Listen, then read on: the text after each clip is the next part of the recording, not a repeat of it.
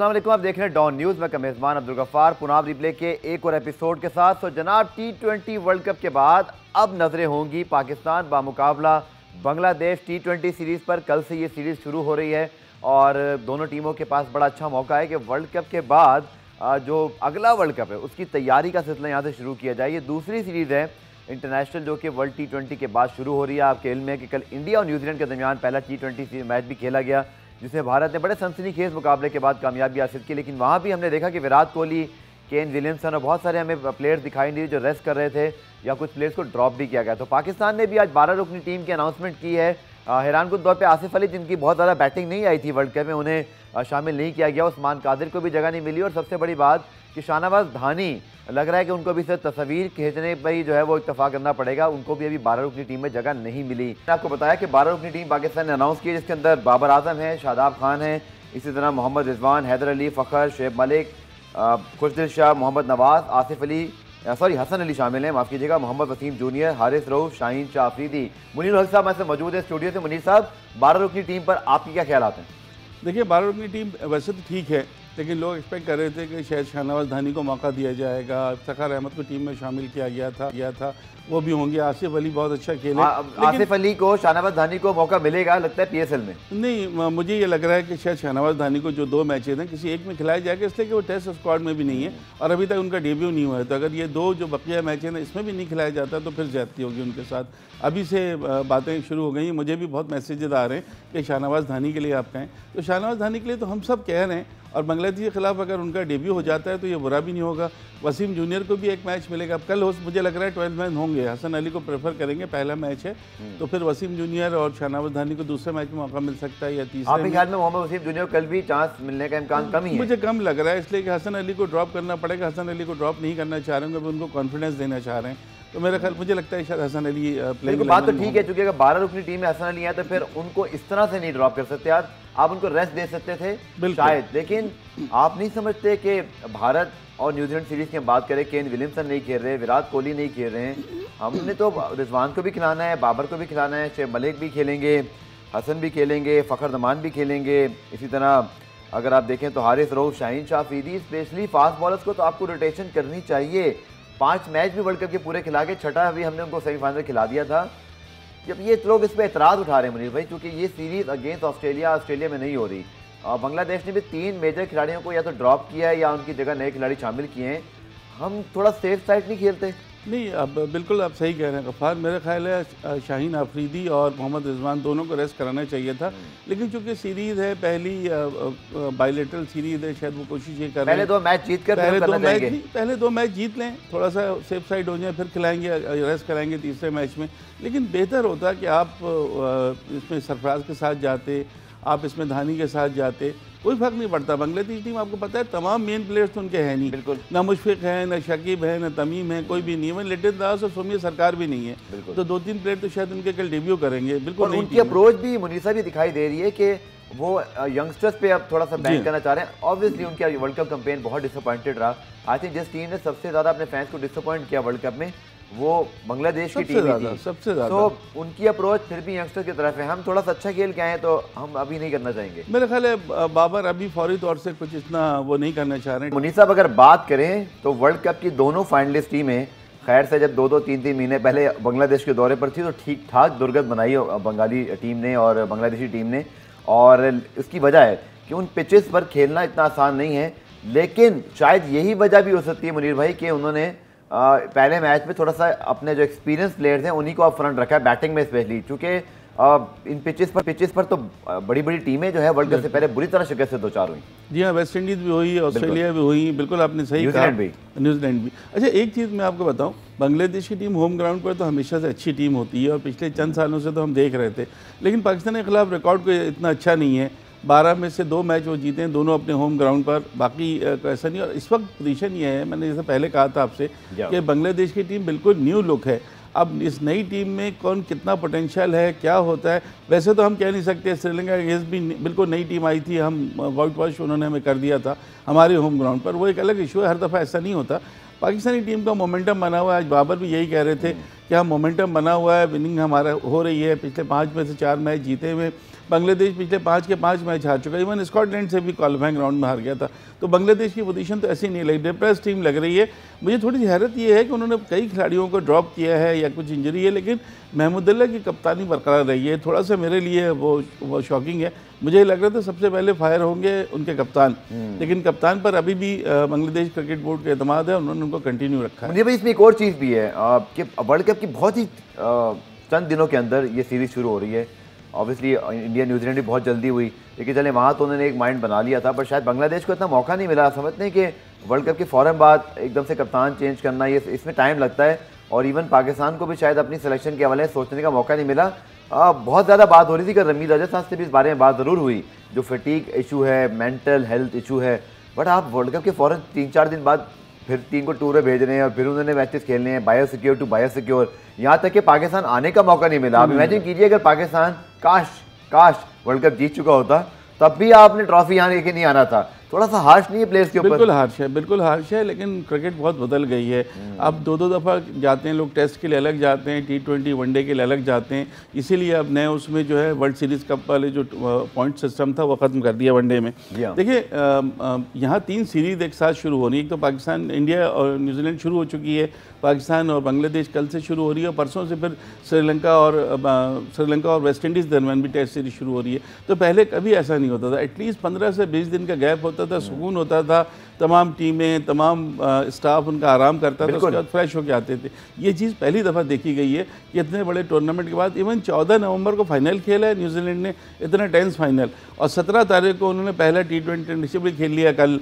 अब तो इससे अंदाजा लगाएं कि कितना ज़्यादा हेक्टिक होगा, इसीलिए कुछ प्लेयर जैसे केन विलियमसन, और आपने जब बात की ना महमूदुल्लाह की, तो इसी तरह देखिए मिकी आर्थर को भी एक्सटेंशन नहीं मिला, उन्होंने बल्कि इंग्लिश काउंटी के साथ भी मुआहदा कर लिया, डर्बीशायर के साथ, और मुबारकबाद का पैगाम भी कल आ गया, जबकि ये खबर है कि वो भी आखिरी सीरीज़ करेंगे। अगेन वही वजह नज़र आती है मुनीर साहब के, क्योंकि बोर्ड के पास वक्त ही नहीं था, तो फौरी अपॉइंटमेंट तो हो नहीं सकती। इवन हमने भी इस बात नहीं, सकलाम मुश्ताक को कितना कैरी करना है नहीं करना, मैनेजमेंट में से किसको रखना है नहीं रखना, बट वक्त नहीं था। बट मिकी आर्थर के हवाले से मैं एक चीज़ ज़रूर आपसे पूछना चाहूँगा, पाकिस्तान ने भी जब उनको 2019 वर्ल्ड कप के बाद अचानक पाकिस्तान बुलाकर उनकी बात सुनकर खुदाफिज कहा, उनके लिए हैरान कुन था। यही कुछ श्रीलंका ने भी उनके साथ किया। आपको लगता नहीं श्रीलंका ने जो स्पार्क दिखाया, यंग लड़कों के श्रीलंका हो गए, इसी तरह बहुत सारे उनके एक स्पिनर जो सबसे ज़्यादा विकेटें ली, वो टीम थोड़ी शेप होती हुई दिखाई दे रही थी। बट क्या आपको लगता है कि पाकिस्तान और श्रीलंका ने मिकी आर्थर के साथ सिमिलर चीज़ की है कि जब वो सेट हो गए थे तो उनको घर भेज दिया?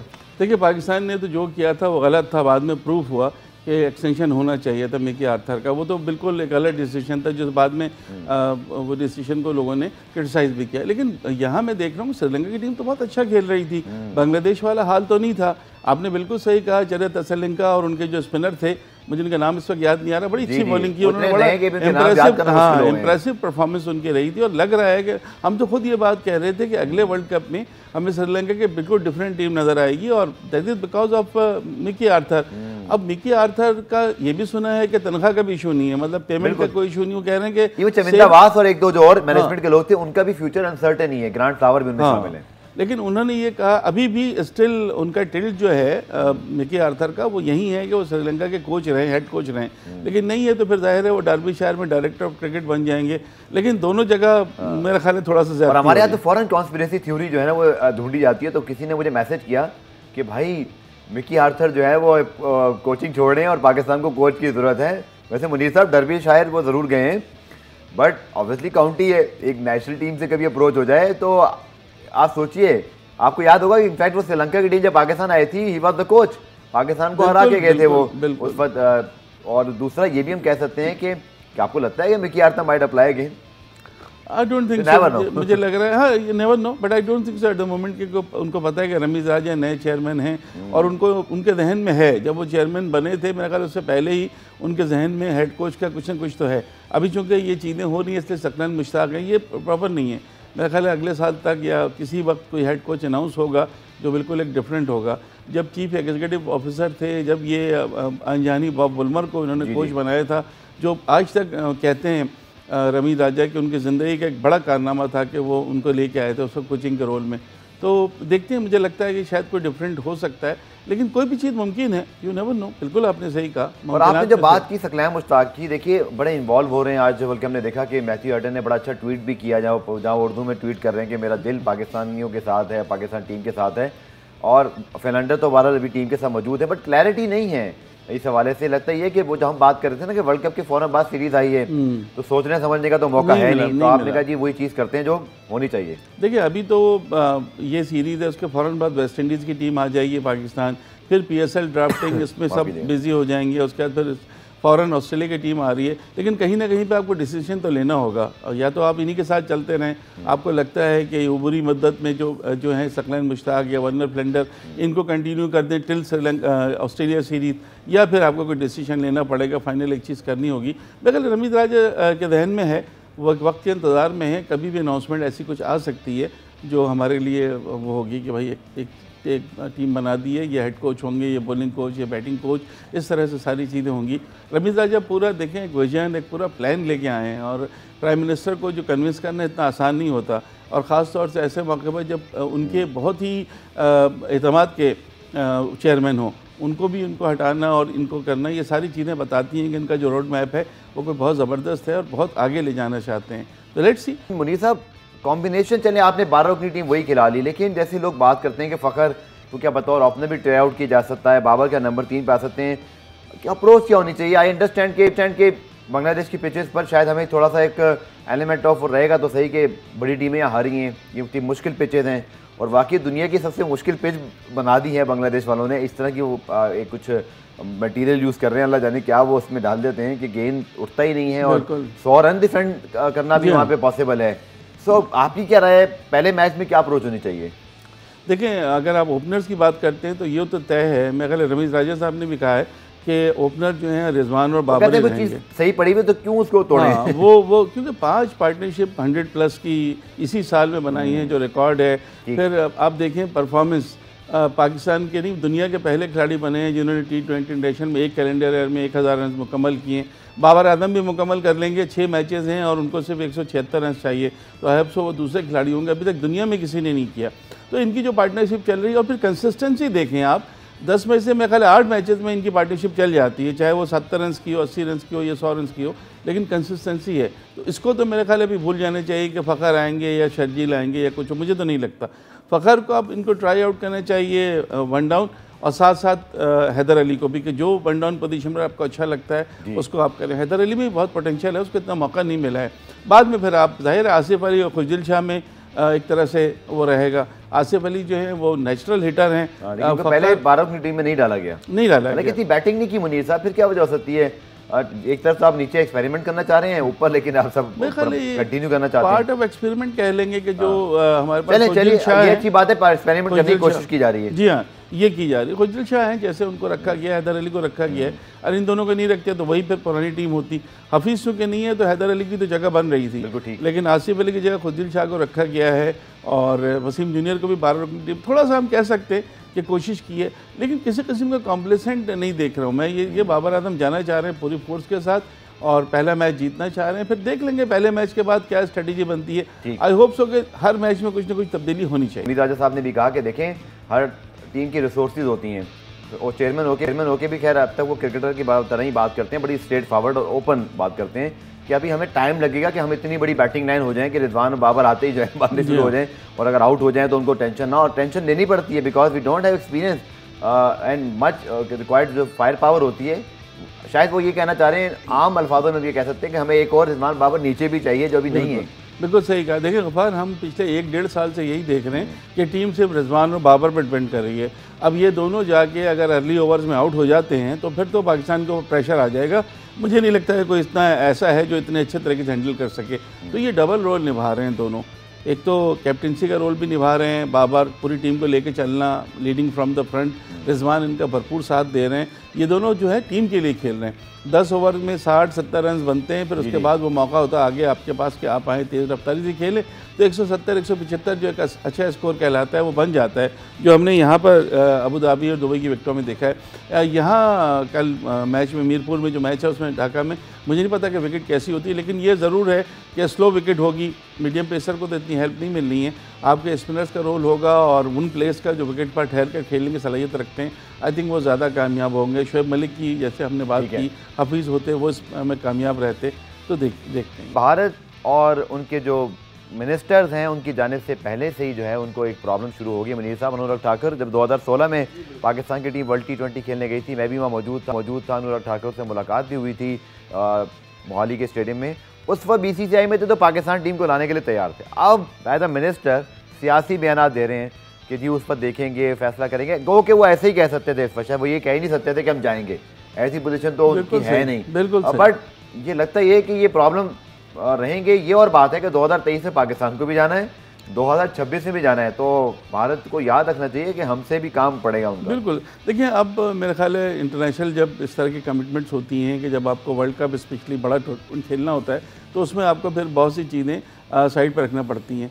आपने जो मिनिस्टर की बात की वो बिल्कुल आपने सही कहा कि उनको यही बयान दे सकते थे, कोई भी होता तो कोई ऐसा बयान दे नहीं सकता था, लेकिन उन्होंने साथ साथ उसने ये भी कहा ठाकुर ने कि जब इस तरह की कोई सीरीज़ होती है वर्ल्ड कप वगैरह, तो उसमें फिर हम कमिटमेंट होता है तो उसको पूरा भी करना पड़ता है। आई थिंक 2023 में पाकिस्तान भी जाएगा वर्ल्ड कप खेलने और 2025 में भारत भी आएगी। और फिर जैसे रमीज़ राजा कह रहे थे, अभी हमारे साहबी दोस्त जो अब्दुल माजिद भट्टी, उन्होंने पूछा भी था रमीज़ राजा से कि जो ताल्लुकात हैं कि आप देखते हैं कोई बायलैटरल सीरीज़ हो सकती है पाकिस्तान इंडिया की, तो उस पर रमीज़ ने कहा कि नहीं, बायलैटरल सीरीज़ तो मैं नहीं देख रहा हूँ, शायद ट्रायंगुलर सीरीज़ में कहीं कोई बात बन जाए। तो अगर इस तरह से भी होता है, कोई अपॉर्चुनिटी होती है इन दोनों के दरमियान। ट्रायंगुलर तो मुश्किल लगता है कि मुनीर साहब, अगर मेरे ख्याल में सिर्फ एशिया कप भी अगर हम पाकिस्तान में कराने में कामयाब हो जाए तो बहुत बहुत बड़ी कामयाबी होगी। वो बिल्कुल वही पहला मेरा ख्याल मौका होगा जब हमें पता चलेगा कि भारत की टीम आ रही है नहीं आ रही। रमीज़ राजा ने बिल्कुल, तो रमीज़ राजा ने तो कह दिया है कि एशिया कप होगा, उसकी तारीख और चीज़ें नहीं है, एशियन क्रिकेट काउंसिल फैसला करेगी, लेकिन रमीज़ की बातों से तो लग रहा है कि एशिया कप होगा तो फिर भारत ने आना है। अगर भारत नहीं आएगा एशिया कप में, कहीं और जाने की बातें होंगी, तो फिर 2023 के वर्ल्ड कप में पाकिस्तान के जाने का मामला किया। तो पाकिस्तान तो अभी भी जाने को तैयार था ना। ये 2020 का T20 वर्ल्ड कप तो भारत में हो रहा था, वो तो कोविड की वजह से नहीं हुआ, वरना पाकिस्तान तो वहाँ भी जाने को तैयार था। आखिर तक एश्योरेंस मांग रहा था ICC के वीज़े की, और एश्योरेंस दी जाए तो वहाँ से कहा भी गया था इंडियन मीडिया से, इंडियन बोर्ड से, कि हम वीज़े भी देंगे और इनको मामलत भी देंगे हर तरह की। फिर ये तो देखिए, आप सबकी मालूमात के लिए बता देता हूँ कि जब आप बिड करते हैं एज अ होस्ट और ICC, क्योंकि ICC का इवेंट होता है, तो आपको ये लिख कर देना पड़ता है कि आप तमाम प्लेयर्स को, ऑफिसर्स को, कमेंटेटर्स को, ब्रॉडकास्टर्स को, टीम्स को, खिलाड़ियों को आप वीज़े देने के पाबंद होते हैं। ये चीज़ आप लिख कर दे चुके होते हैं। तो मेरे ख्याल में आप शायद पाकिस्तान के लिए तो बड़ा ब्रेक थ्रू है, क्रिकेट के लिए मुनीर साहब बड़ा ब्रेक थ्रू है, क्योंकि इंडिया पाकिस्तान इसी बहाने से शायद ट्रैवल करेंगे दूसरे के मुल्क में थोड़े कम अरसे के दौरान ही, वरना तो बड़ा लंबा अरसा जो है वो हो जाता है, पाकिस्तान इंडिया मैच ही नहीं होता। मेरे ख्याल है 2023 से सिलसिला शुरू हो जाएगा, और हो सकता है कहीं पे कोई ऐसा ट्रायंगुलर भी हो जाएगा जहाँ पर कोई मौका मिल जाए किसी तरह। अभी इट्स टू अर्ली टू से, लेकिन लगता है कि कुछ बर्फ़ पिघल रही है, कुछ चीज़ें ऐसी हो रही, नहीं भी पिघलेगी तो इंटरनेशनल कमिटमेंट में तो आपको कुछ नहीं कर सकते, आपको करना होगा, वरना फिर बहुत ज़्यादा प्रेशर पड़ जाएगा। और आपने बर्फ़ पिघलने की बात की, तो कल सबर का मादा ज़रूर जो है वो लबरेज़ हुआ था रमीज़ राजा साहब का डोमेस्टिक पिचेस के हवाले से, और बहुत ज़्यादा इस पर बात हो रही है। आप कुछ तब्दीली की लहर थी वर्ल्ड कप से पहले मुनीर साहब जी, कल की बातों से मुझे कुछ हिंट मिली। देखिए, मैं आपको बताऊं, ये इस तरह से तो आपकी क्रिकेट फ्लरिश नहीं कर सकती ना। ट्रिपल सेंचुरी, 5-6 डबल सेंचुरियाँ, बेशुमार सेंचुरीज, 12 में से 11 मैचेस का ड्रॉ हो जाना, एक मैच सिर्फ फैसला कुन हुआ। रमीज़ साहब का ये कहना है कि मुझे विरसे में सब मिला है, और उन्होंने एक तरह से बड़ा खुल के क्रिटिसाइज किया कल प्रीवियस चेयरमैन पर, प्रीवियस बोर्ड पर, बट उनको चाहे कायदम ट्रॉफी के शुरू होने से पहले इन पिचेस का मुआयना नहीं करवाना चाहिए, मुआयना करना चाहिए था। क्या उनको मालूम नहीं था कि विरसे में मिल रहा है? तो सब चीज़ें विरसे में मिलती हैं ना। जब आप कोई भी चीज़ संभालते हैं तो विरसे में सब चीज़ें आपकी जो है, आपको पता था सबसे पहले तो आपको ये डोमेस्टिक के ढांचे ही तब्दील करना है ना। डोमेस्टिक फ्लरिश होगी तो आपकी टीम आगे बढ़ेगी ना। क्लब क्रिकेट हो नहीं रही, डोमेस्टिक में भी आपको पता है कि कोकोबरा बॉल यूज़ हो रही है, थोड़ी देर में उसके चैन ख़त्म हो जाती है, उसके बाद बैट्समैन के उसको फेवर मिल जाता है, बैट्समैन खुल के रन्स बना रहे हैं। तो ये चीज़ तो नहीं है ना, बॉलर तो हमें नज़र ही नहीं आ रहे। एक वो अली उस्मान कोई बॉलर हैं जो शायद उन्होंने 24-25 विकेटें ली हैं, लेफ्ट आर्म स्पिनर, उनके अलावा आप तमाम बॉलर्स को देख लें कोई विकेटें नहीं ले पा रहा है। मैचेस क्योंकि कराची में नहीं है और जहाँ मैचेस हो रहे हैं वैसा पंजाब में, वहाँ पे आपको पता है सर्दी के बाद एक फैक्टर होता है नमी का, और उसकी वजह से गेंद बिल्कुल भी वहाँ पे ना तो मूव हो पा रहा है ना स्पिन हो पा रहा है, इसलिए रन से बने। मुनीर शुक्रिया आपका। पाकिस्तान बांग्लादेश के दरमियान कल से T20 सीरीज़ का आगाज़, तो कल जब हम प्रोग्राम करने आएंगे 5 बजे तो पहले मैच की सूरत काफ़ी हद तक, बल्कि मैच का रिजल्ट भी शायद आ चुका होगा, तो कल इस सीरीज़ पे पहले मैच पे ज़रूर लाइव बात करेंगे। आप अपना जो फीडबैक है आज रीप्ले के हैशटैग के जरिए में दे सकते हैं। कल दोबारा से मुलाकात होगी, तब तक के लिए अल्लाह हाफ़िज़।